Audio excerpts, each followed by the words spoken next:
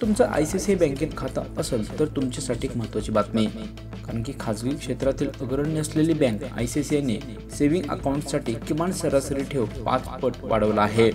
आता मेट्रो आणि शहरी भागातील खातेदारांना किमान 50,000 रुपये खात्यामध्ये ठेवावेच लागणार आहेत। हा नवा नियम 1 ऑगस्ट 2025 पासून लागू झाला आहे। याआधी ही मर्यादा 10,000 रुपये इतकी होती। जर खात्यात आवश्यक शिल्लक नसेल तर खातेदारांना आता दंड देखील भरावा लागणार आहे।